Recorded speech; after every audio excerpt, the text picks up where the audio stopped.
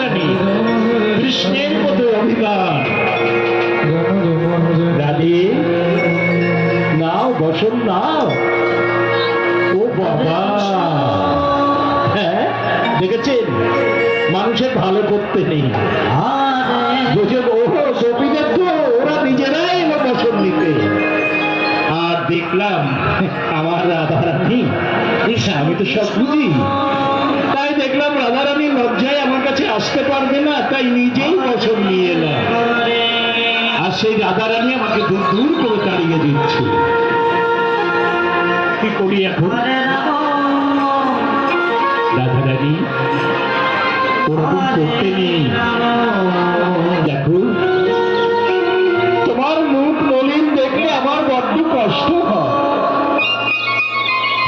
হ্যাঁ আমি তো সবসময় তোমার মুখ হাসি দেখতে চাই, মনের মুখ আমি দেখতে চাই না। বচন কি তোমার প্রয়োজন নেই?